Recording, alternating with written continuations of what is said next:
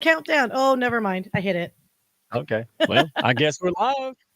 So, um, my babies have the flu. Family has the flu. I have it, but I won't let it bother me until we're after this show. So I'm gonna be goofy than normal. No shock. And then I got this shirt for you. Dadgummit. Yay. All right. So now everybody's got to take 2 sips. They're gonna be too. They're gonna be too drunk to even care about the rest of this. That's good. So we're running a brand new system. All right. So that smile on your face is kind of fake because you have been doing a lot of crap getting this to where it needs to be. Look, Jordan Mendoza's here. Hey, Jordan. Joshua. Hey, Jordan. All right. Nobody watches the first minute, so stick around, Jordan. All right, this is like halftime. Like, all right. So we're running a brand new system. It's streaming on what 12 or 15 different profiles and platforms and Facebook now. Holy cow, dude! Yeah. Yeah. No. Okay. So Unbelievable. yeah. I mean, so this is a new thing. It's similar to the other one that we used, but this one gave more flexibility to allow LinkedIn profiles share on their own profile, Yeah, and so that's the how- difference. dude, And then it's go ahead. I was gonna say, and because I'm kind of learning this one, there's more elaborate things that I could do and integrate with third party video um, platforms that can do a little bit more flexibility. Because right now we could be like this, we could be like in our faces like that, like ooh, look at that, ooh, I hate that view, I really hate that view, right? So I mean, we could just move it around. It's a little bit, Ah, it's more templated in this format, but it's all good in the hood. That's too much. Anyone that Yeah, that was too anyone that much cares about live face. I don't streaming, like that. Was too what? much face. Don't. Yeah, I didn't like that. You can see where I haven't shaved in a few days. All right. So it's fun. And here's what's so fun about it, man. It's no secret that I want to, help people, build community, push up other people, all both tries. And so there's a lots of other live streams and podcasts and people that, they're getting started or they have a great following. They just have a great group of people that like each other or like minded. And I'm seeing a lot of people that I'm like, dude, this audience looks like my audience. So why wouldn't we want to be able to share streams and work with other people, man? That's only wise. So I appreciate you, Brilliant Beam Media, you guys taking care of the hard work so I can just sit up here and talk with the flu, make life a lot easier. So thank you. All right. That's why I got this shirt for you, dadgummit. All right. Uh And oh, then, uh oh, You said dadgummit, everyone. I've said it Woohoo! 3 times. So, ooh, look at we're gold now? Oh, man, that looks fancy. Is that 24 karat or is that gold plate? Because it I should be know, gold right? plated. And Yeah. I just realized it's not It's the format I like it in. We'll just kind of change that up again. Oh my Rena goodness. Rena's there. Oh my goodness, look at all these people. Look at all these great Oh, people. Look at that. Becky, Dan so let me Ross. just go ahead and share this All out, right. everyone here. And we're going Oh, to start go sharing from ahead. here on out. All right. Share it, people. Chat overlay. Go. There we go. Well, we got to roll the intro anyway. But hey, show my I don't have anything funny, but it's precious. It's precious. So I just took a snapshot of my youngest hillbilly and a little doggy, and I just thought it was so precious. And I took a picture of it, and we can show it before or after the outro. Oh, there it is. Oh, can I hear the virtual ahs? Oh, look, Shelly's got her glass in her already. Thank you, Shelly. And Helen Beck. Look at it. Look at all these people. I want to go play in the chat. I don't want to talk. I Can I go know. play in I the know. chat? You Well, talk? thank you, beautiful little thing. I hope she feels better soon. And so how Yeah. about this? Before I get hella behind like last time, I will go ahead and let me just close out the chat overlay. Let me just get the music started and let you get your show started, my friend. Let's do this. Let it go. Let's rock. All right.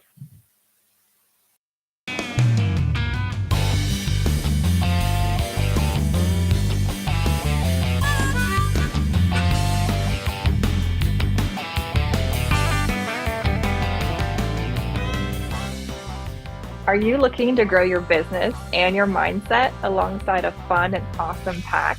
Grab a chair and your favorite beverage and join Mike Ashabraner, the business mechanic, and his win-win network for the Hounds of Business Happy Hour.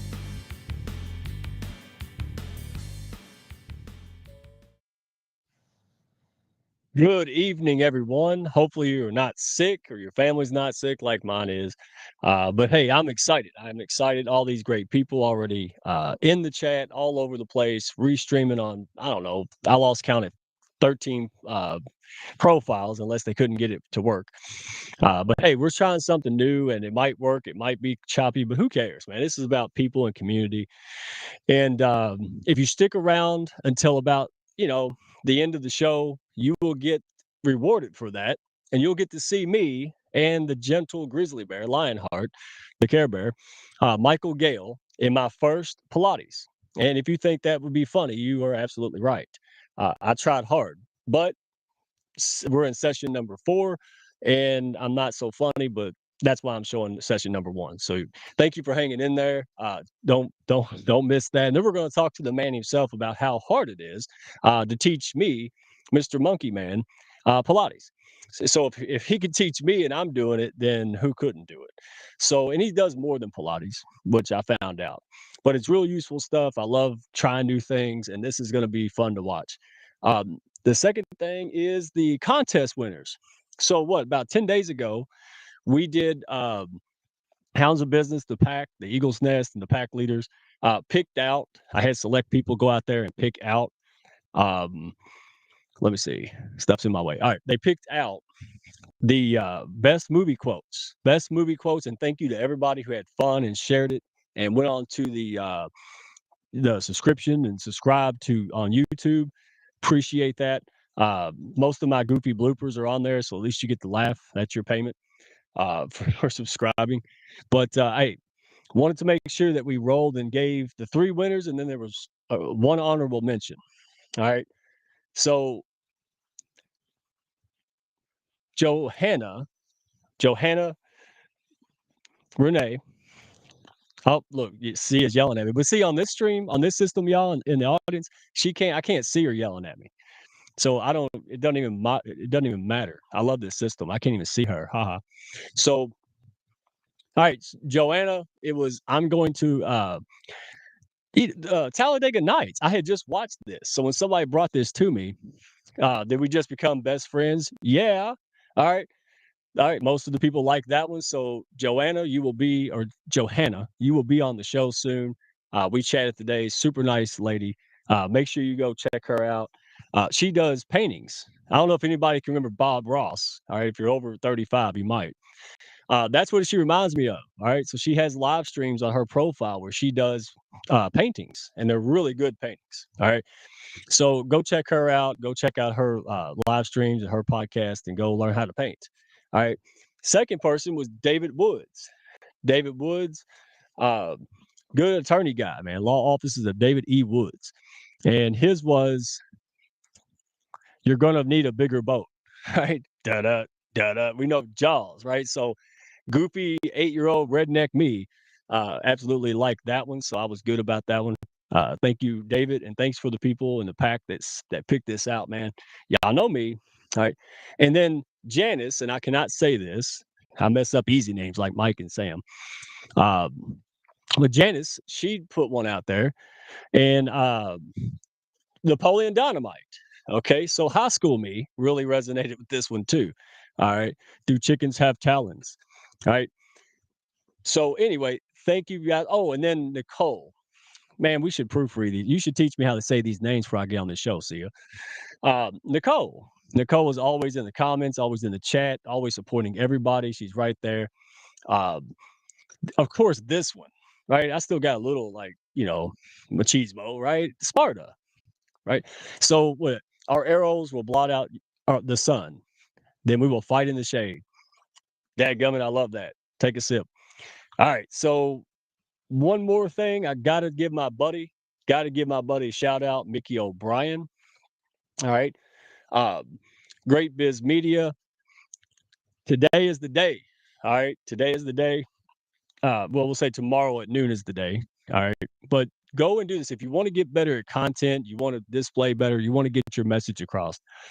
If you're really good at what you do and no one can tell and no one sees you, then you can't get seen. You can't do business. You can't share value. All right. That's why I'm doing this. You'll see several pack leaders in here doing this because we want to get better. All right, so we want to give more value, help more people. Use the promo code; it's still in effect, and knock that out and get better. Make this year the year, because video is where it's at, man. I say that like I'm all cocky about it. I hate video, and that's why I'm taking this daggum course. So let's bring on the man himself. So before he comes up, or as he comes up, if you see my post, I went on Amazon. It was late. I was tired, and I ordered underwear, but they sent me this instead, right? In fact, I really didn't. I kind of knew the guy, but it sounded funny, right? And so I looked at it, and idiots love of idioms, and I was like, yeah, why not? So I started reading this. I've seen Nick around. I've heard people talk about Nick. People in the pack always talking about this Nick guy. He's not even from here. He is from UK. He's on the other side of the pond, and like the guy tremendously. He's kind of like me. He's kind of the same. Um, Whether he's writing his puns online and doing his thing, talking in person, pumping gas. I just like real people, man. This is probably one of the most realest guys I've ever seen. So let's bring him on, man. Let's bring on Nick. Say your last name, because I'm a hillbilly. I mess it up. What is it? It is Smethurst. Smethurst. Yes. Not right, Smethurst and not Smithers from The Simpsons. Smethurst. Smethurst. We'll just call you Nick, because there's only one of you here. So is that cool? Yeah. Makes it simple. So if there's any Nick out there that wants to be my friend, too bad. All right, so I can only have one now, thanks to this guy. So how are you today, man? I'm good. It's very late. It's quite early for you. It's very late for me. It's what is it? 11 minutes past midnight. So I've had coffee instead of tea for a change. Oh, hey, so do you have any cookies or biscuits lately?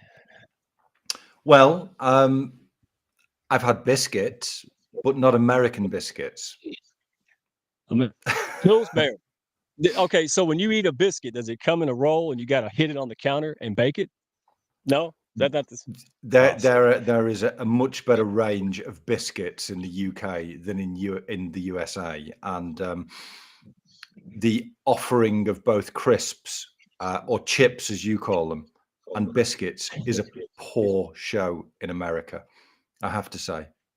And I have traveled many states, and I have found no biscuits, or not the right kind of biscuits, and I have found no prawn cocktail crisps either, or chips, as you would call them, which is poor. So we'll get into this, but you came driving around probably on the wrong side of the street in America, right? Not too long ago, right? And so did you run around and say things like that, make people? Were you able to play ahead of the game? Did you say cookie when you wanted like an actual sugar cookie, or did you have kind of fun with that? Like, did people look at you kind of like with the eyebrow, or did you study well before you got here? I mean, I know most of the Americanisms because of the television that I watch. But that being said, wherever I went, I got asked, am I Australian? And nobody in America really seems to understand how offensive that is, both to me and Australians, to ask me that question. That's funny. That's funny. But see, that's the good part about being redneck, because, like, dude, I found out, like, apparently, and they'll tell you, Alberta, Canada, the whole place called me. It's like, hey, we're all redneck, and I'm like, oh, cool, like, you said they're in UK, right, around Manchester, South. There's rednecks everywhere. So I got a free pass. Any country I go to, there's somebody like me there, right? So that's cool. I don't think there's anybody I've met like you in America, in fairness, Mike. I think that you are a bit of a one-off. Well, I'll take you to the Appalachian Mountains and you'll think otherwise, buddy. You won't see that on TV. I promise you, man. So, hey, before we get started, I have to, I like you so much. I just have to, throw you a zinger, man. So we were talking the other day for 2.5 hours until, we're in our 40s. So we had to go, we didn't have diapers. So we had to end the call. And I had to tell you that I needed to go. Yeah. Yeah, we were both like, dude, let's continue another day. So what was funny is you said, well, and you were giving me a real serious quote, real serious, and I was intensely listening. But then I couldn't listen because you said, the boxer, Mike Tyson, right? And I was like, okay, the next time you come back to America, That's kind of like saying the Jesus. Like we know who you're talking about. That was so funny to me when you said the boxer, Mike Tyson, right? Like I was like, okay. And I love the nuance. I love the different nuance of language and all that kind of stuff, man. So I always jive, play and jest, but it's in good fun, right? We're just hanging out, having fun, and that's what you're all about. When we have a little seriousness, that's what you're about, man. Having fun, getting stuff done. But why can't we have fun when we do it? If I don't, dude, I'm at the age mindset that if I'm not having fun, I don't do it, man. I mean, there's got to be a way, right? I need to interrupt you. Raquel has just put aluminium. Yeah. Now I want you to say to me, aluminium. Look at what Raquel has put and tell me, how do you say that? That's aluminum. Okay. Tell me where it says loony anywhere in that. What do you call it?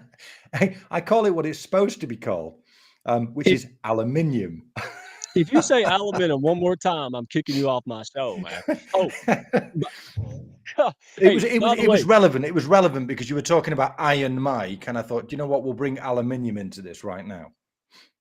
Okay, so if nobody's heard this story, you'll like it. Then we'll get a little serious. But so my daughter, my 4-year-old, watched Peppa Pig for the last 2 years, like almost every day, right? And my big girl, my 10-year-old, and her were arguing. So I walked in and was like, "What are you arguing about?" And my big girl had cookies, and my little one said she wanted a biscuit. And my older daughter was like, "It's a cookie," right? She's like, "It's a biscuit. I want the biscuit." And she's like, "Say cookie, you don't get one." I'm like, dude, I've never been prouder of my hillbilly daughter. And I had to take sides. I'm like, it's a cookie. I mean, we got to cancel Peppa. We blocked Peppa from all the channels and blacklisted. But it was funny because you and I were on the Zoom doing some stuff, and my daughter busted out and came in here. And I joked about how she heard Daddy Pig. That's who she heard your voice and thought Daddy Pig was hanging out with her dad. So it's been good fun, man. But we get stuff done. And we're going to talk about that, your career, how you got to this point, bringing fun, engagement, and that improves culture and everything else. So we're going to rock. So let's bring on the Robin to your Batman, probably your first LinkedIn buddy or the one that you couldn't get rid of. Let's bring her up, Miss Raquel Flores. Hey, Raquel Flores. What are you laughing I at? was practicing my aluminum. Now I don't know what to say. I'll never say aluminum the same way. Now you can't say it at all. That's what he does to people. He makes you so subconscious about words you can't even talk. I like that. Well, no, I'm just educating you on how things are supposed to be said from the country that you took your language from. It's as simple as that. I realize there may be many offended people listening now. Oh, they're going to be. Oh my God! If you don't have a sense of humor, because I mean, we won that war, but is it too soon? It was like 240 years. Is that too soon? It's only a few generations, Well, I've never had any problem. I never ran out the house and said, "Where's the red coat?" So it's been long enough where we should be able to be okay with it, I think. So Miss Raquel, you and Nick, how did y'all meet, Nick? How did you meet Miss Raquel here? Well, How did we meet? well, we met because Mike thought it would be funny to include as many Raquel Floreses as possible in a comment. So inadvertently you got dragged in to Mike's madness. At which point I got pulled in. He fished me in, reeled me in. Wait a minute. He did. At which point I started then tagging every single Raquel Flores that I could find. I think I found 8.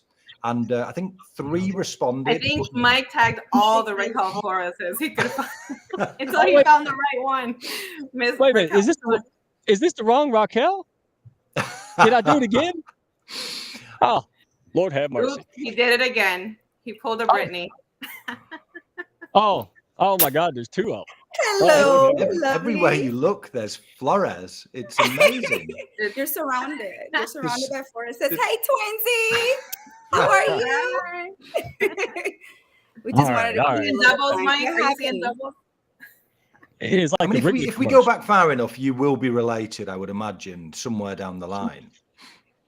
Okay, Maybe. I'm on a quest. I'm on a quest to find an uncool Rockets Flores because I'm not convinced. I'm convinced there's not one. I think every one of them are cool. And yes, this is funny, but she really did. I'm like, you're the luckiest LinkedIn community person on earth because you got pulled into this community because I'm a monkey that don't know how to tag people. Like, and I'm so glad it happened. Like, because you're cool. You're super cool. So before we get going, real quick, what how long have you been on LinkedIn and what do you do? Because you have a smart title and I can't figure it out. So what do you do for work and why are you on LinkedIn? Are you happy to be here?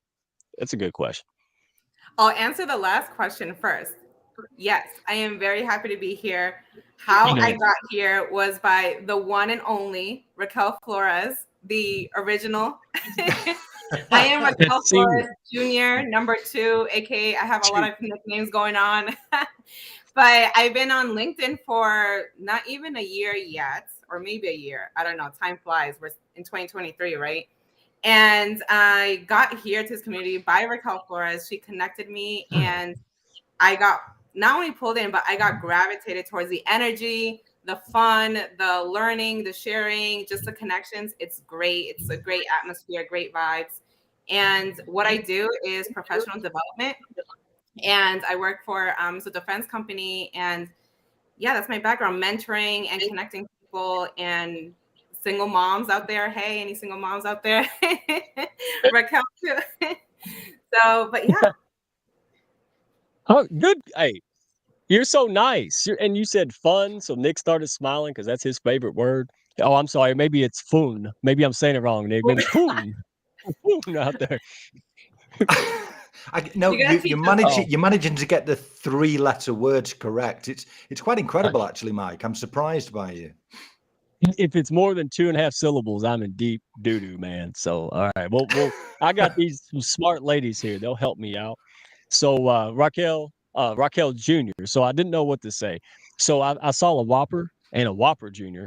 And I was like, yes, that's how I'm going to label these ladies. So Miss Raquel, roll the R. I can't. Raquel. And thank you. We got right. So stick around, leave if you got to go. So Raquel, how did you meet Nick? Was he new to LinkedIn when you met him?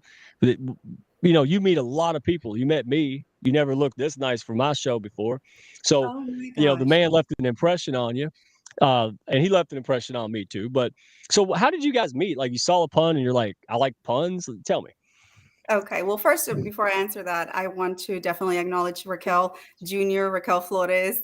I don't like calling her number 2. She's just my twinsy. Thank you so much for being such a great sport and being available to do this. I think it was so amazing. Imagine, I think we're going to end up doing what we said, which was getting all the Raquel Floreses together in one show. I think it'll be wonderful. Thank you, Mommy. Te quiero mucho. Thank you so much. I'll talk to you soon. Leave. I told her to stick around and she leaves. Oh, she's gonna stick around. Okay, yeah. All right, that's great. But I'll be in the chats. I'm here. I'll be in the chats. Yeah. Hey, we're gonna have a honorary Raquel Flores day, right? Or every show. But yeah, so this is the power of what LinkedIn offers, and I really enjoy really connecting with individuals. So, Raquel was one of those things that I wanted to do, and pardon my dog is barking. She's barking at me. I know. I'm so sorry. Yes, she's barking. I apologize. Sorry, baby. And so basically, I love connecting with individuals. I love making sure that we make those connections that really, really matter and nurture them, right? And I know I reached out to all the Raquels that I could possibly think of, and she was one of the ones who answered. And I was just like, oh my gosh, I'm so excited. So I definitely wanted to connect with her. And we got in a coffee chat, and the rest is history, so only the best to come. To answer your question, going back, what was that?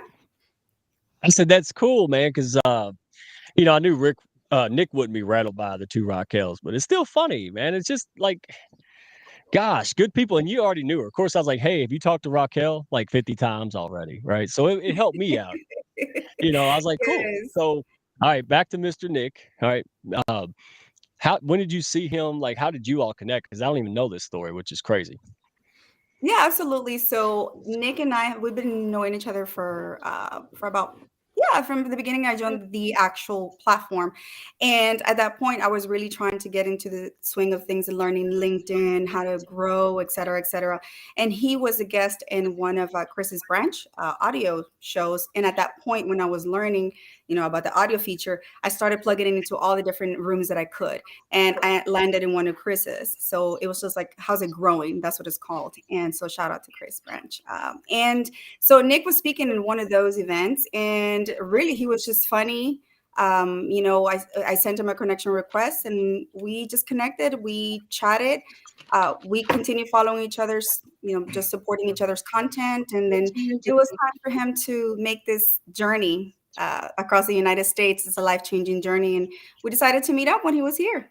So the rest is history. Now we're collaborating. Awesome. Yeah. So you're the reason he started calling cookies and not getting beat up in the US, and he wants to come back. That's a very good job, Mr. Raquel. Yeah. And yeah, he's a nice guy. He's a likable guy. If he went across the pond, I wouldn't be talking so much smack about him. I'd be scared of him. So we're on live stream, so I can just No, so why would you be scared? Why would you be scared of me? Well, you are freaking tall, Nick. I mean, geez. You're big. So would you be terrified going watching a basketball game?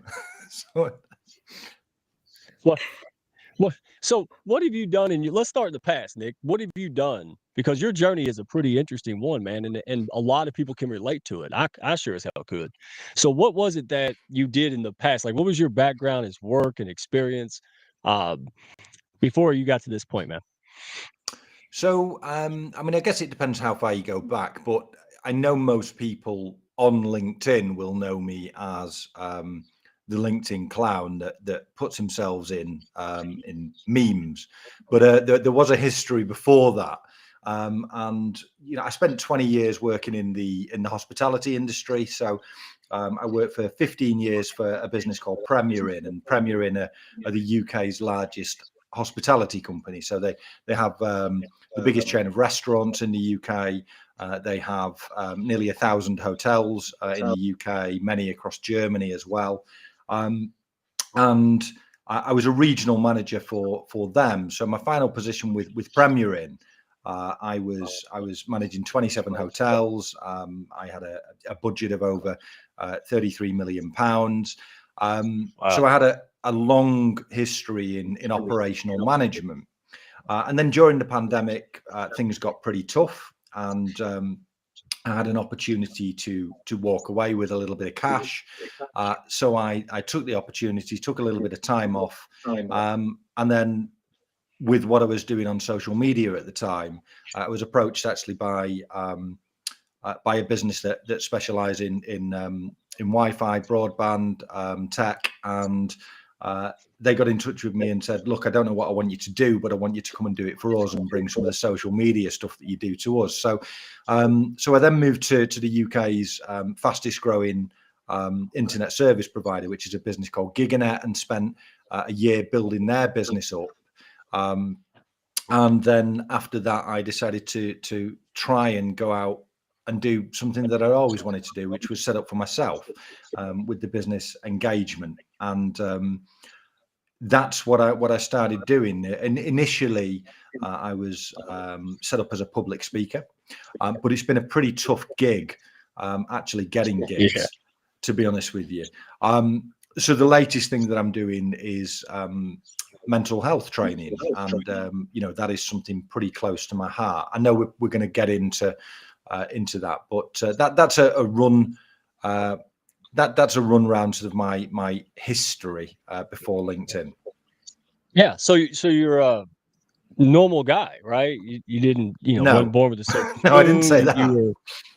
You were just a working guy, like most people that work and they try to pay bills and do things and follow dreams. So you wasn't, you didn't come from a silver spoon, or, nobody was helping you. You were just working your way up, right? Oh, I have no qualifications. I was the only person doing the job that I had when I left Premier Inn. I was the only person that didn't have a degree doing that job, and I probably would find it quite difficult if I was to start again to get into that role. But I worked my way up. So yes, I'm definitely what you would consider to be working class, but I think you've picked up on that by the conversations that we've had. Yeah, me too. And that again, that's why you're relatable to people, man. It's you come from humble roots, so it's easy to relate, and you're able to take concepts that might be and we'll get here, but concepts that might be people have resistance to, or complicated, and you can break them down, and you do that in humor. So with that being said, I think a lot of people have or will see your puns and idioms in the book, and it's sort of pithy fun, right? But you really deal, like you said, in mental health. And so why is that important? What happened in your life that made mental health, there's a million things that could have happened. So there has to be something that changed in your life. If you want to share that, man, we're all ears, man. Oh, real quick, hold up. First of all, I said, when I asked the question, thank you, Nick. Thank you for answering the question, because the Raquels kept saying, well, before I answer your question, I'm going to make up my own damn question. I caught that, ladies. All right. So thank you, Nick. And number two, don't say pounds. It's dollars. You go go to Google right now. Raquel, that's what you do right now. You go to Google, and when he says British stuff in English system, you put it metric system. All right. Go ahead, Nick. So what was the mental health game? What happened? On the pounds to the dollars, just add a little bit, but although at the moment it's not adding a lot actually. But anyway, in terms of mental health, how would I break that down? Why is it important to me? There's probably three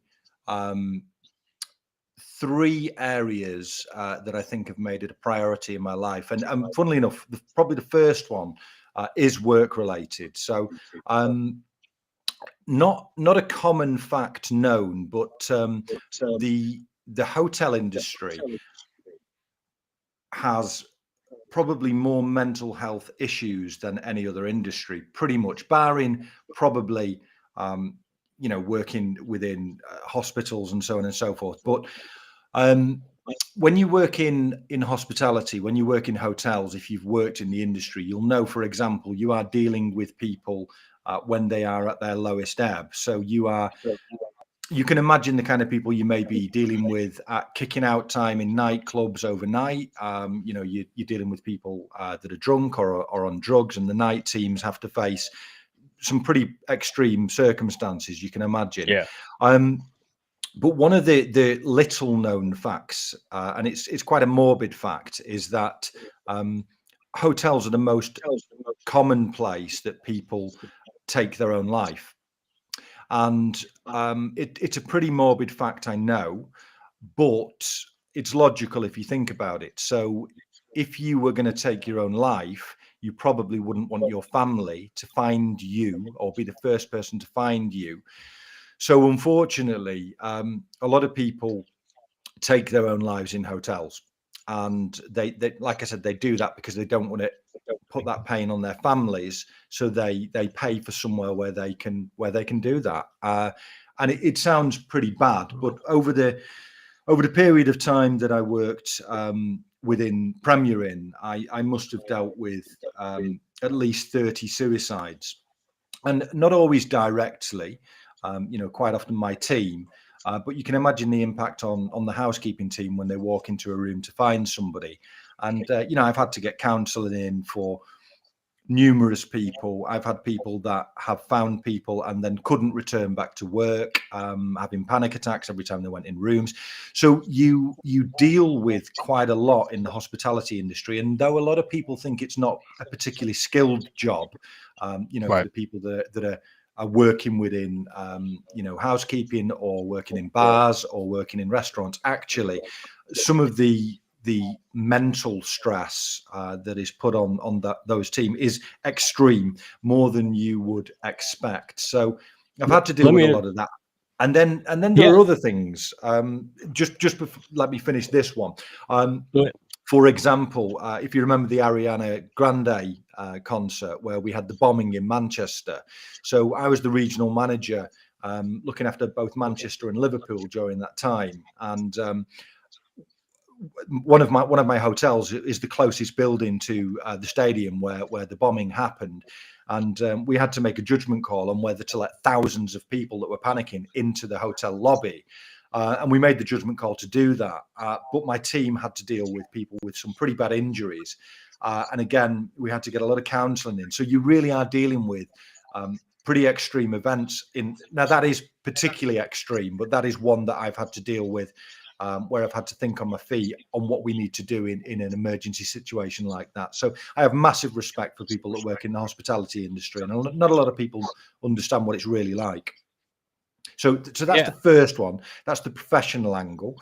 The other angles are, and interrupt me, by the way, if you want me to move on at any point, but the other angles are. I interrupt you now because I want to Okay. drive home that point, because that's important to why, and the take you give to people in culture and mindset.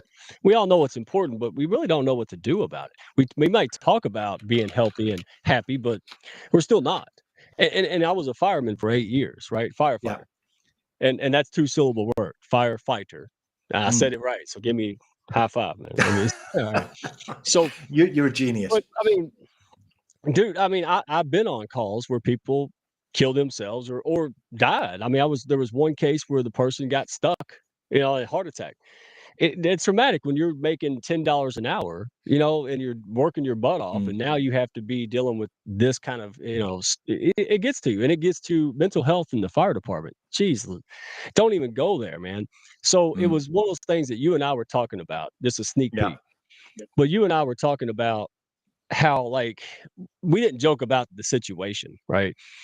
But we would joke. One time, this is terrible, man. I can't believe I'm telling y'all this. So the news crew came out. It was a 5-alarm fire. I was fighting fire at this apartment complex. I worked all day. I was beat, tired, and so the news crew came out, right? So I didn't even have an idea what happened. We were just beat down. Some of the guys and I were just telling jokes, dirty jokes, stereotypical firemen. And so I go home. I wake up at like noon. And what do I see? I see me and the firemen. They're saying, "Hey, 5-alarm fire, 3 casualties." And I'm going, ha, ha, ha, on the news. They took a clip of me laughing and put me on the news, dude. And I'm like, it looked like I was laughing at tragedy. But again, if we didn't laugh at something, tell jokes, we didn't do something to people, then we're human, and it could have been worse. We could, so again, you're on to something about, we're not robots. We got to find a way to cope. We got to find either positive ways to cope, or we don't cope and we unravel and worse, hurt ourselves and things like this. So it's very serious, but the playfulness can keep it from getting serious, man. And I think that's what when I crack past your puns and I crack past your, jokes and surface level, I saw somebody who was very passionate because you've had firsthand experience, right? Raquel, you got something to add before I let Daddy Pig go on? Well, I said Daddy Pig. Oh my gosh, you really did. Okay, so Raquel, my twinsy, Raquel Flores, is asking a question, and this is a very valid and important question. How do you navigate your mind to quickly respond to situations like that on the whim, right? So, I know Nick can definitely answer this question since he was speaking to this, but you were talking about that as well, that you have to learn how to probably just desensitize yourself from the situation that is there, even as cold as it may come across being. But that is that protective area that you're putting between the reality of things and how you need to pretty much perform during, in your position, in your job, whatever role you're serving at that moment. But I don't know, Nick, if you want to add on that one a little bit. Yeah, I think, there are things that are put in place, and it's training that I actually delivered to my team as well. So, for example, we used to do something in the UK called BANA, BANA training, which was be alert, not alarmed. And that is talking about how you would deal with a potential bomb threat, because hotels are, a likely place because of travelers that you get coming in and out of the country and so on and so forth. So you can do that. The only thing I would say is, to be honest with you, there is no, there's no paperwork that you can read that will prepare you for some of the situations when they actually occur. And, it's like telling you how to dismiss somebody in the workplace. There's a million different sort of things on how you deal with a grievance or a disciplinary, but actually there's no training that tells you, how do I deal with the person that's crying, saying, how am I going to pay my bills? That isn't involved in the training. A lot of it is reactive, and if you're going to do well in the hospitality industry, you do have to ad lib, and you have to be able to think on your feet. I would like to believe that I've made some pretty good judgment calls. You can imagine there is no piece of paper that tells me, no training that has said, if there is a bombing in a stadium and thousands of people want to get into your lobby when it's locked overnight for security reasons, do you open the door? There is no judgment call for that. That you are trained on. You have to make judgment. Now, I made the judgment call that we open the doors and let people in, because a couple of reasons. One, because I think it's the compassionate thing to do, but two, I think it would have been a PR disaster for the company had we not done that, and had we said, no, you're not coming in, to people, particularly when I was watching it, what was on the news. Now, the PR side of the business afterwards said you made a really good call, but there was no training on that. So I think a lot of it, depending on the industry, and Mike, you will probably agree, being a former firefighter, some of those things there's no training for. It's about thinking on your feet and trying to make the right judgment call. And sometimes you're going to get it wrong as well, by the way. But as long as you are trying to do your best, which is what I've always tried to do. So there isn't a set answer, to be honest with you, Raquel. It's a case of trying to do your best. And unfortunately for me, I've made pretty good judgment calls, or according to my bosses, I have. That leads me to the next one, because sometimes they're two crappy options, right? You just got to try. Hopefully you pick the least crappiest option in the moment. I mean, I've been faced with that before, and I don't want to get into it because that'll really just be glum, but and that's really what prompted you, all these life experiences and empathy with others, right? Nobody really had a solution to make it to make it a positive culture, to make the best of it, to make sure people were learning in a fun way, keeping their head together, being open. So is that kind of give me, what did you do? 'Cause I know you talked to me, and then what are you doing now in the US and training with other people? Like, explain to us now what you're doing. Let me just add another couple of elements, because I think they're important into why it's important to me, and I'll skim along because I know we've only got a certain amount of time. But I told you that there are three factors. Now, the first factor is professional in what I've had to deal with, but I've experienced what I consider to be quite a lot of trauma in a particular period of my life. Now, in 2018, which was just before I started sort of posting on LinkedIn, because I've only been doing it the last 2.5-3 years. In 2018, I went through what was the worst year of my life for me personally, mentally. And that year I went through a particularly bad divorce. My mother got cancer, and we weren't expecting her to pull through. She had a pretty aggressive cancer. My stepmother died with COVID, and she was the sole carer for my father, who has Alzheimer's as well. So we had to deal, every week I was traveling 4 hours to look after my dad, as well as these other things happening. And we couldn't put him in a home because of the pandemic. And to be honest with you, I had a complete breakdown, pretty much. And for the first time in my life, I always would consider myself, historically, I don't anymore, but I would consider myself to be a very strong person that can take everything. But all these events happened to me within a short space of time, and I could not manage on my own. And I think that is one of the messages that I'm trying to get across, actually, is I have to practice what I preach, and I have to say, it's important to speak up. And I had to speak up because I could not cope. I was having a breakdown. I could not cope with everything that was going on in my life. So that's important as well. And then the other element is obviously the circle around me. And my father has Alzheimer's, and he has a particularly aggressive kind of Alzheimer's, which is known as Pick's disease, and it attacks the frontal lobe. Unfortunately, my dad's in the situation now where, he doesn't know who I am. He knows I'm somebody that cares about him, but he doesn't know my name.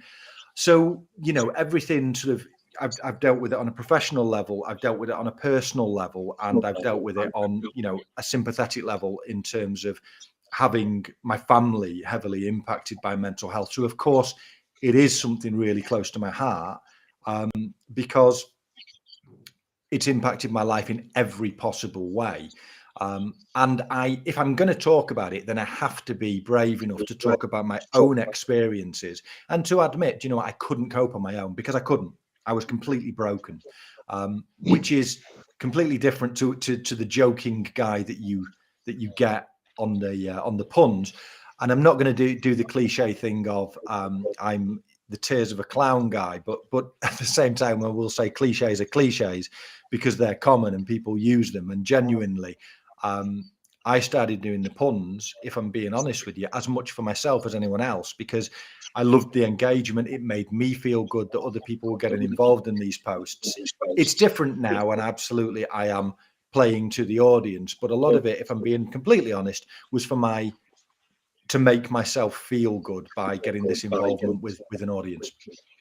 Yeah. Now, and you said three major things there, man. First of all, thank you for sharing that story, because there are people out there who feel this way and they don't want to tell anybody, right? That we all have, you know, not every bad thing that happens to me I want people to know about. And some people don't have, or they don't feel like there's somebody they can confide in that will not judge them or be okay, or give them guidance, right? And to be honest, a lot of people, even if they heard someone pour out their heart or talk about these kind of things, they wouldn't know how to deal with it. Yes. Right? So I'm glad that you stood up. You're a man's man. You're a good guy. And I want people out there to say, like, it's not unmanly to say, I can't deal with this, man. And mine in 2017 happened to me, where, I mean, just a machine gun train of things that just brought me down. And you know, I was too tough. I didn't want to be, vulnerable. And that was the stupidest thing that I could have done. And now, if I feel myself going, I talk to somebody. I mean, I've got a community now that I can't even figure out who to talk to. So I appreciate you saying that, because we're not robots, man. We're people, and people are designed to push and rely on other people and to get guidance from other people, man. I like that message. And you were brave enough to say something. Brave enough. In my case, I was just somebody asked me one day, they said, "Did you hit bottom?" I said, "Nope, I got this close. That was far enough." And I got then I was like, I can't live like this. And so, I love what you're saying. And then I know with your puns and the way you approach people makes total sense, because people they don't care how much you know until they know how much you care, Nick. And so you're doing it in a way that people are attracted. They're seeing you and they're seeing the fun, but what they're really doing is getting to know you. They're really, your story, and it's changing people from the inside out, man. And that's kind of what led me, what's leading you now. Correct me if I'm wrong. All this, and you seeing the power of the stuff you do for others, you wanted to do it on a larger scale. You wanted to coach and help businesses and departments and leaders in business learn how to incorporate these kind of things and fun, to lighten that mental load, which we all know is going to increase productivity. Right? It's going to increase the bottom line if you have happy people, healthy people.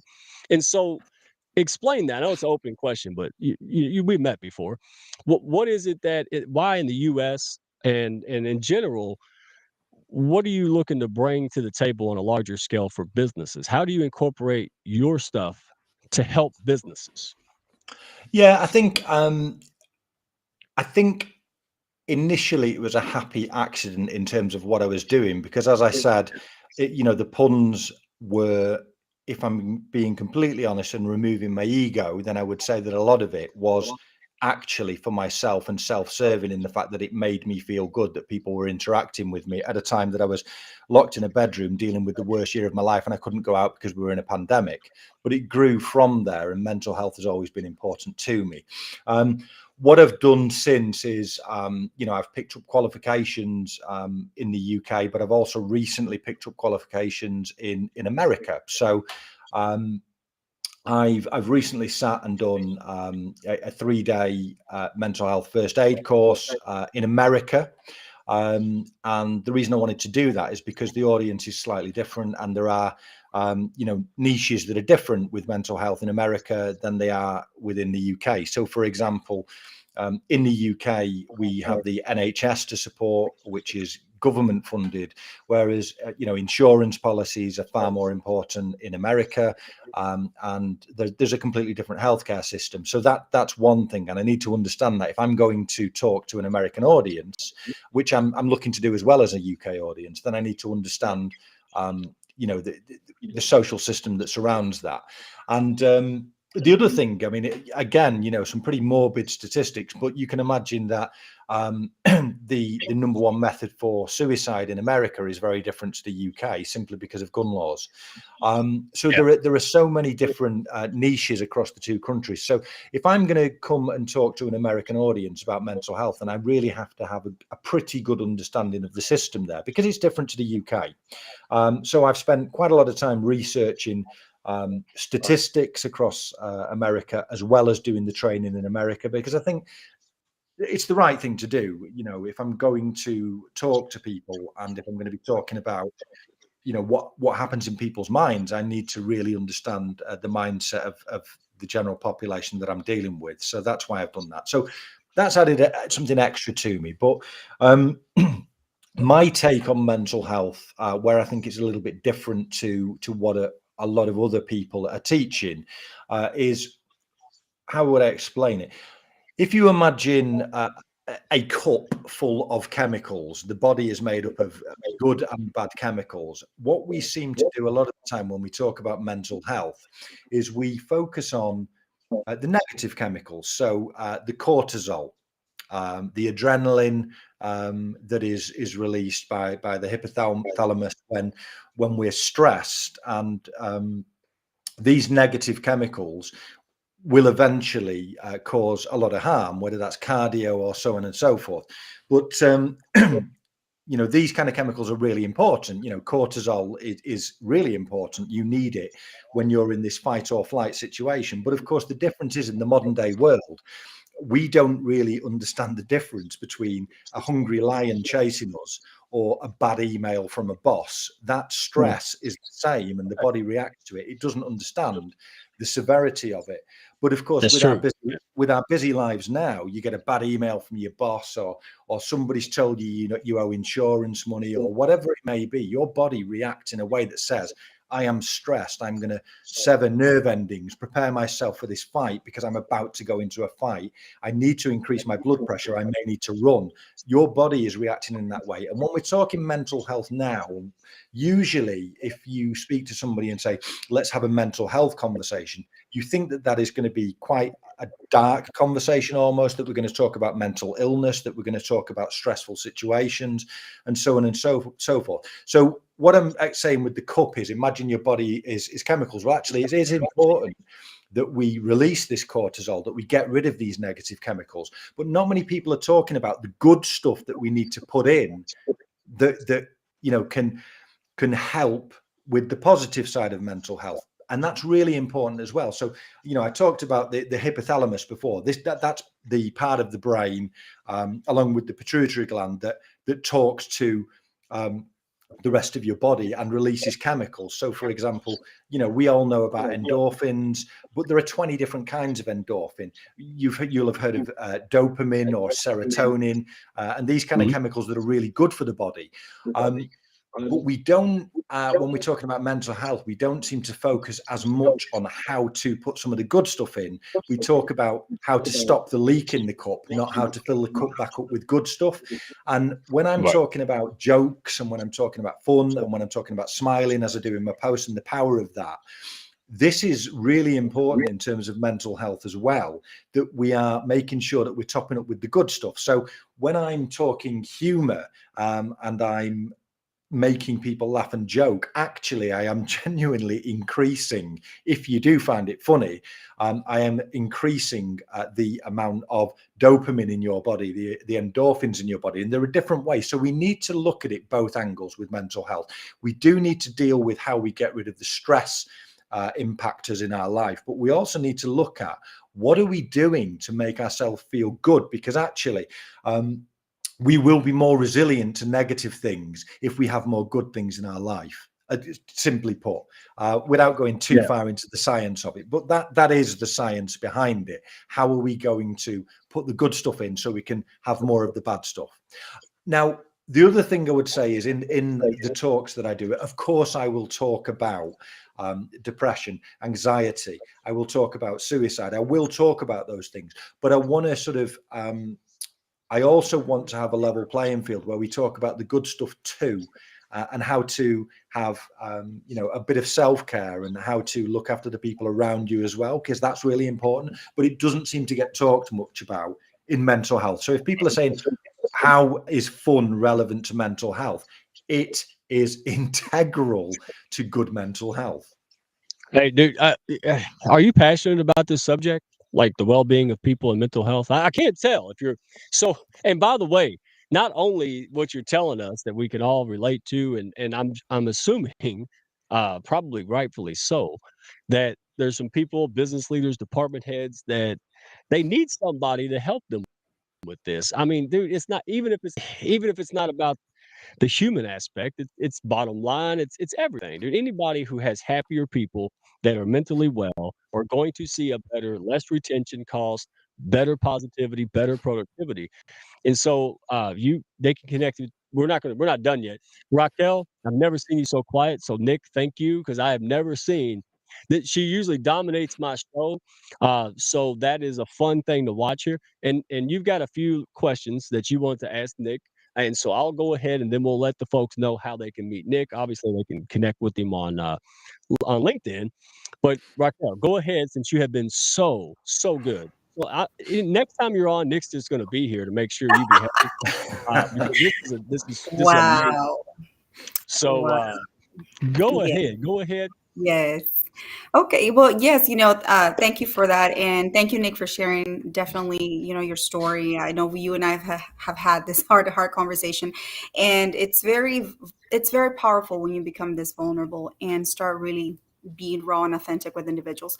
And so you left on the point of fun, right? How do we inject fun? What is it that you're going to do? But I do definitely want to highlight about you. How did you become like an author? How did you become starting writing Right. books? Where can people get your books? Like, it's so cool. Grew up. So can you highlight a little bit on that? Well, first of all, I would never be so cheap as to have my books ready to show to Shameless people, plug, baby. because that would be the wrong thing to do. So cheesy. Yes. But We're all about cheese here, buddy. So if I'm talking about the books, first of all, I never planned to be an author, and the books only came about because of LinkedIn. So when I was stuck in a bedroom during the pandemic, I started to write about what I was passionate about, and I started to do it as individual posts on LinkedIn. And I am a passionate etymology geek, so I love words and the history of words. But my particular passion is idioms, and why do we say the things that we do? So in fact, can I read the back of the book, because it'll give you an idea of what it's about? Is that acceptable? Hey, if I say yes or no, you're still going to read it, brother. Go ahead. No, but you have the power to end me. Man, I got the power. Sia's got the power, and she likes you more than me. Go ahead. Okay, fine. Well, let me read, because it'll give you a good idea of what it is I'm talking about. So I have a fascination with idioms. So let me read this to you. It'll only be a second. So have you ever wondered where the sayings that we commonly use originate from? Sometimes the things we say, if we really think about it, make absolutely no logical sense. Why on earth has a cat got my tongue? Why does a wall have ears? And why the heck are my ears burning? Why would I possibly want to break a leg? If you think you know the answer, you might be close, but have no cigar. And if you don't want to wake up on the wrong side of bed, or even worse, wait until you kick the bucket, then you might want to step up to the plate and read on. Now, I certainly don't want to read the riot act on you. And I think by hook or by crook, if you read this book, you'll be as happy as Larry and as pleased as Punch. So that just gives you an indication. There's about 20 different idioms there, but they absolutely fascinate me, why we say the things that we do. So I started researching these things. Who said them first? Where did they come from? What is it famous for? Why do we say it? And I started posting my findings after doing massive amounts of research, by the way. I before I would post it, I would make sure that the source material was correct, and I would research numerous websites before I was confident enough to say, okay, that sounds like a reasonable origin. And I started posting these things every single day, and it got to the point where hundreds of people were writing to me to say, I love your posts, but I'm finding it difficult to go through all the old ones. So can you, would you be interested in putting them together in some sort of a book? So I put them together in a book, and put the first book out. I did over 500 idioms, and then there were 2 books that I've released, and they've done really well on Amazon. So that was what I started doing initially on LinkedIn before the puns. There you go. There's my answer. How's that? Yeah. Bravo. So, hey, there's 2 other questions she has. They're quick questions. And so Miss Raquel, see, I can't do the R thing. Dadgummit. All right. Dadgummit. Nobody got to sip in like an hour. I'm sorry. Yes. Dadgummit. There's 6 That sips was for going you. to be my question, Mike. I'm sorry. Is where can they find the books? And I honestly, is there talk about a third book, a dad book, Jack? I mean, no. So in America, you can buy the books from Barnes and Noble, is the American bookstore that you can buy them. But I would always tell people to buy it from Amazon because it's free delivery, right? And quite often they've got the best prices. So the first book has done incredibly well on Amazon, both in the UK and in America. And the second book just came out just before Christmas. So yes. It will be sold at all good bookstores, and if they don't have it in that bookstore, it's not a good bookstore. Yeah, I want to get into this like so bookstore. I'll be at like the guy who sells books out of the back of his car on Saturday. Guy, that's my aspirations, right? So, hey, Miss Raquel, Mr. Nick, you guys are fun, man, and you're depth and meaning. You've got something. So if people want to know more about you, how you can help you. I mean, we're on Zoom, man. So whether they're in the US, UK, whatever country, where can somebody go and find you, find out more, connect, talk about how you could be a benefit, helping their business, helping their employees, helping their bottom line? Yeah, I think, I mean, if you want to book me, and I'll be launching the training course next week. If you want to book me, then you would visit my website and inquire, and it's www.engage-ment.com. And it might sound like it's the incorrect way of saying engagement, but the idea is I meant to engage you, so it's engage-ment.com. So you'd visit that website and then just send me an inquiry that'll come through to me on an email, and then you can book me. And one of the things I'm wanting to do is I am wanting to do work in America as well as the UK. I've taken qualifications to be able to train an American audience. So I'm absolutely wanting to do work in America. I spent a month touring America because I had this dream of going there, and I found that the people were really receptive to me. So I would love to spend quite a bit of time traveling and doing some training in America as well as the UK. So, hence me doing a call till 1:30 in the morning so that I can reach a different audience. Yeah, dude. Again, your style and nuance, like me, right? That brings people to see what's this about, right? The humor, the puns, all this stuff. But what I like about you most is that they stay because there's substance, right? There's something of value. People can get it. And that's the point, right? Like if we just run around and chase people down and start talking about mental health at the grocery store, they're going to pepper spray us, man. Don't nobody. But if you do fun things, I mean, we'll get into it later, man. But you've got a lot of clever things. You made an app that people love to play at home, and it was training them on how to be better managers and hotel and things. So there's a lot of really creative stuff that we ain't even scratched the surface on, man. So again, if people got some value, they want to learn more, man, there's a lot more that this guy can do. And more importantly, you have a great passion of doing it. And so I want to see you out there doing more of it. Hats off to you. And Miss Raquel, hey, you have been a great supporter of both of us and lots of people. You get the word out. And so we give you a hard time. I give you a hard time. He doesn't. But I give you a hard time in public. He does it in private. When we're backstage, he gives you shit. But all that being said, I want to make sure that you know how much we appreciate you and all the people here always coming in, day out. We're not done yet. Don't leave. Every time I start talking like that, people leave.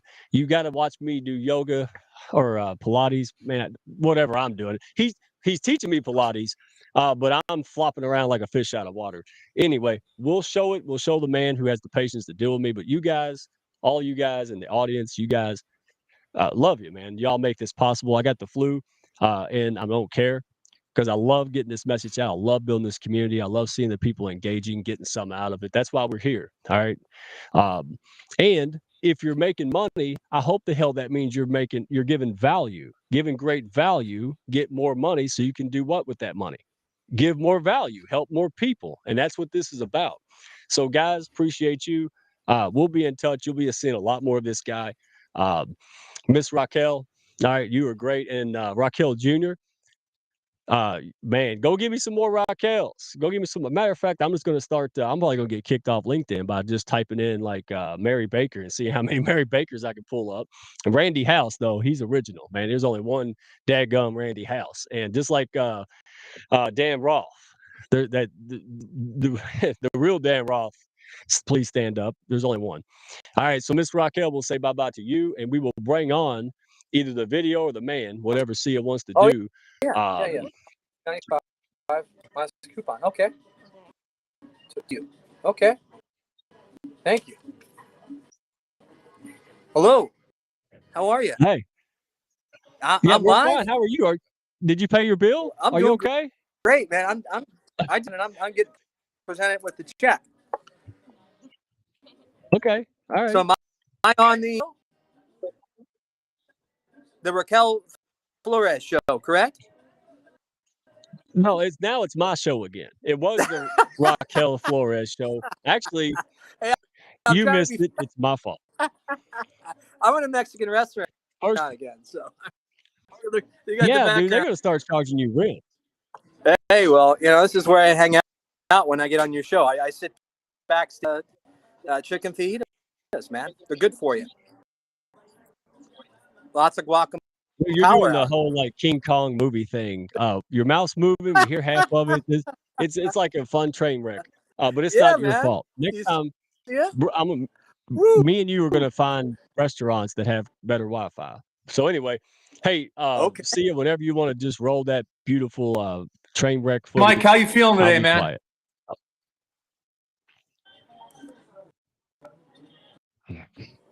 The train wreck footage. Mike, how you feeling today, man? Good. How are you, Michael? Doing good, man. You're looking good. You got your Peter Pans on. Well, no, they didn't get delivered yet, so we had to go with camo, man. Okay, so, wasn't Peter Pan about pretending anyway? Well, welcome, man, to your first Pilates session, brother. You got shoes on, man? I do. Just take those shoes off, bro. You don't need them on. So just tuck your shirt in, whatever you have going on. You got underoos on. Yeah, you don't want to really show those. Not the Care Bear undies. No Care Bear undies. All right. How you feeling, Mike? Like shit. You're funny. So the point is, brother, I'm teaching you this stuff. This is coming from, the motivation is coming from what? Lifting you up. That's why I'm doing it.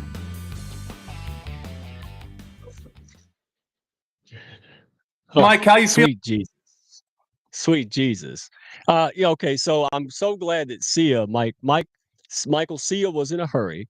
And so she didn't get to put together a 5-minute reel because then I would have just left my own show, dude. There's more to come, but hey, you're a patient guy. So people tell you tell us in a few minutes about, but also about what you do because, man, I had back injuries as firefighter and grunt worker and all these things. And I went to chiropractors. I'd feel better. I do things. I'd feel better. Take pills, I'd feel better, and then I'd feel the worse. And then over year after year, worse and worse. And I sit in a chair all day long, and so I three sessions. We're on 4 sessions, so 3 sessions with you. I mean, you see me always trying to sit upright. My patterns are better. I feel better already, and it sounds hokey, but you really, man, you tailored something specifically for me, and I can already see differences. So you go, man. So about what we've done, about whatever you want to tell the people, because I am extremely impressed um, with what the progress I've made already. It's been unbelievable. It's helped me mentally. It's helped me physically. I feel better every day, man. That's good. Well, first and foremost, fitness doesn't need to be inside of a gym space, in virtual space. We can do it face to face, outdoors, anywhere, but it needs to be engaging. It needs to be fun. It need to realize the importance of what you're doing and why we're doing it is your needs. And if you can have the back behind the scenes, some of the behind the why, and you say, okay, I'm going to do this, and this is going to help me with my back challenges, for instance. They're going to do it. And for those that are they've had injuries and I'm done. I've had sports injuries and I can't move anymore. And I to look up Pilates, and I can work with you as Mike mentioned, and I have an eye like a hawk, where I can see. I'm trained to see a year and a half just in Pilates training alone. Not at the University of Minnesota studying kinesiology, but most of the power of Pilates, they think of, as I mentioned several weeks ago, they think of it as tights and dance class and bar class, and the principles of science. And in fact, physical therapists, many physical therapists have equipment that known as the reformer in their clinics, and you say a reformer, Pilates reformer in their clinic. It's because this stuff works. They 8 years to study physical therapy, but they have Pilates gear in. So year and a half, just the Pilates modality, two certifications, and 17 years, and it's because it works. And I think if you learn the Pilates skills, the education, and gain these tools of Pilates, and go anywhere with them. They can study martial arts. They can do weight that's appropriate. They can do Japanese longbow, whatever meets. But I think everyone needs to have the level of private Pilates. I'm a good instructor, and Hey, Mike, go for it. I'm gonna have to rudely interrupt you because you're cutting out real bad. So I want to make sure people get the gist of it. And I've heard you multiple times, so I'm gonna have to kind of summarize for you, man. You have a background in a lot of different things, man. You've incorporated yoga, Tai Chi, strength training and Pilates. And the most impressive thing was that you answered what I needed at the moment I needed it, and you add on and build to it. And I've learned a lot about the mind-body connection, which, again, sounded hokey because I didn't understand it, right? Now that you're real patient, you were able to explain it. And I find myself sitting better, feeling better. I find myself moving better. Man, all of that stuff that you brought to the table, you've helped people, you've done survival training, military stuff. You got a diverse background. You were in pro athletics. And so I think it's really wild that, people like me, business people, get to tap into somebody like you who can answer our typical problems. The sitting in the chair, what it does to your body, how to overcome the body. See, I've listened to you, even though I joke around and act like a monkey. Okay. So I hate to do this, I can't hear you, but if people want to get better, healthier, stronger, have more fun, more energy, because my first thought was this, Michael. I said, if I take 2 hours out of my day, that's 2 hours I'm going to lose in productivity. And that has not been the case, No. man. It's actually been, I can go Goes up, up. focus, Goes, stamina, yeah. way up. Yeah. Way up, dude. And That's go ahead. right. Hopefully the connectivity here. I am connected to Wi-Fi, but you never know. I'm not in Mexico. That's bad joke. So yeah, as you invest in your body, right? You invest in your health. Study at my junior, sophomore year in college. Where can you hear me? Sophomore year in college, and I did a stout a couple times a week, thinking that I'd have more time to study, and I got 1 A's and B's. The next semester, I worked out every day, and I got straight A's that semester. So what does that tell you, Mike? Yeah. You felt better. You were focused, honed in. And hey, everybody, right now, I'm going to go get a GoFundMe page so we can get Michael Gale 2 things. All right. We're going to get him the extended Zoom so it quits cutting me off in 40 minutes. That's what Sia didn't say, goodness, about me giving him crap about, the free Zoom. And then number 2, better digital Wi-Fi so he can come on this show, because I don't do it justice, man. Well, and other people have saw me and heard me talk about it, and they're starting to work with you. So and here's the thing. I don't care if people say yes or no. You said, "Hey, Mike, you ever thought about Pilates?" And I was like, ain't that for ballerinas and ballet dudes?" And you're like, "Do I look like a ballet dude?" I'm like, "No, you're pretty big. You were bigger than a tree in the picture." And then I realized, I was educated to realize what it was. It was for elite athletes and people that function and live well. And then guess what? I said yes. So I said no because I was ignorant, didn't know what I was talking about, and had misconception. I said yes because I was informed. And man, that's my takeaway from this show, this community, my life, my story. I don't care if you say yes or no. Know what the hell you're saying yes and no to. That's how winning's done. All right.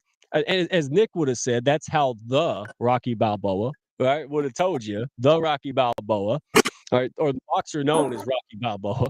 Yeah, that's how winning's done. And so, Michael, I just want everybody to know you're out there, because you can do whatever level they're at, man. Whatever they want to do, if they want to train and build up to a big ski trip or an adventure or a hike, make that a part of your goal, your business goal, to reward yourself, to get better, man. Live life. Life's too short. You're going to work yourself to death and die, and you're not going to have any fun in between, and that's a daggum shame. So, hey, I hate to kind of narrate what you do, but we'll have you back on. There'll be more funny footage, but man, we just wanted to say thanks for you and putting up with me. All right, so you go have fun. You go help them with the Wi-Fi, buddy.